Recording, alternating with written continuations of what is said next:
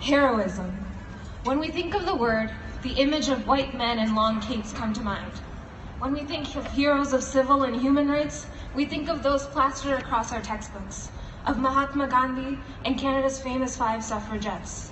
But do we question why Mahatma Gandhi believed that women who were raped lost their value as human beings? Do we question why the famous 5 also believed in the eugenics movement, promoting the sterilization of Black and Indigenous peoples because they were too backwards for Canadian society? See, the picture of heroism that we have painted in our minds is inherently Western and exclusive. But more importantly, the heroism we are taught to internalize does not question systems of inequality. And that's a problem. International relations have always been rigged so that those countries with the least amount of power remain stuck in those positions for so long as they can be efficiently exploited. Of those abused, however, it is impoverished women of color who bear the brunt of this systematic inequality. Take the case of India's Poolan Devi.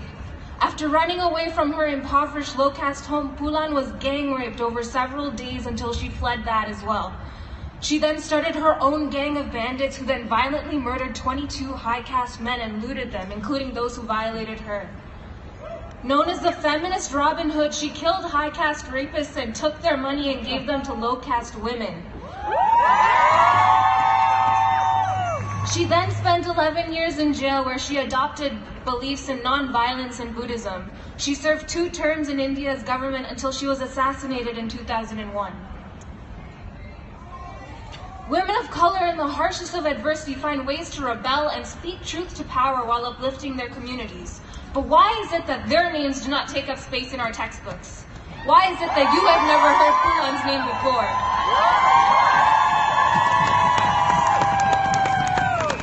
We're here today to define our future as Canadian women, but that means nothing as women of color and queer women of color, unless we understand the systematic exploitation of our sisters throughout history and how those beliefs perpetuate violence faced by women of color in developing countries today.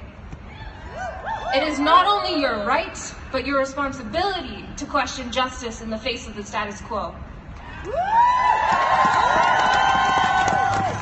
Through centuries of colonization, the West has benefited from the exploitation of states in the global South, and today we continue to reap those benefits through processes of capitalism and globalization.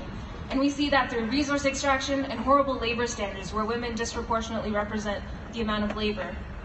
Through structures like the International Monetary Fund, developing countries repay their debts over and over again to the West through the miracle of compounding interest.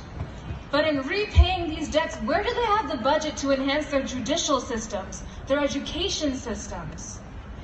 But we as Canadians still have the audacity to call these people of these countries backwards and primitive.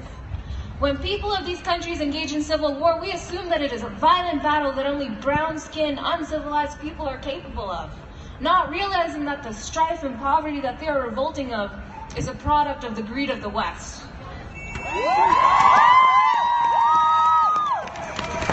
So let me be clear, when we give aid, we're giving a lot less than what we gain by exploiting these countries. And even when we give, our methods are inadequate. Decades of damage have ensued by people and countries believing they can throw money at the problem to fix it. But this paternalistic notion helps no one.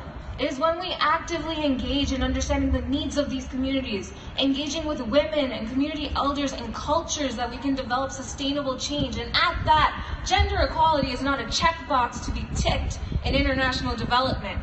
Women are at the heart of every single issue, from climate change to education to health. They're also at the heart of the solution. In that vein, we need to make a commitment to give. In 2017, Canada's official international development budget dropped by almost 5% and only accounted for 0.26% of our country's gross national income. The UN recommends that we donate 0.7%, but no developed country provides that amount. So I march today for the unsung heroes. The woman who worked 16 hours in precarious conditions to sew the coats we wear today in this Canadian cold while she barely made $1 that day. march for the daughter who walks miles to go to school so that she can be educated and possibly be afforded the opportunity to uplift her family and community from poverty. I march today for my immigrant mother, Kassandra Neranjan, who came to this country 27 years ago not knowing a drop of English and now contributes to Canadian society proudly and humbly, raising 2 university-educated children who now advocate for the rights of women similar to her circumstance all those years ago.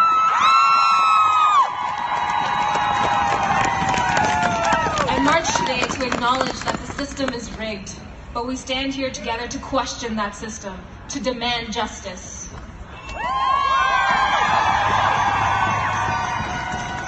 Our future is intact if as women we engage in solidarity, amplifying the voices of those most marginalized. Our future is intact if we stand together and hold governments accountable for their politicking, their fear-mongering of outsiders, and their big promises that perpetuate violence against minorities. Our future is intact if we stand as global citizens and understand that our feminism is intersectional and redefine the understanding of heroism and understanding that privilege entails with it responsibility. Thank you.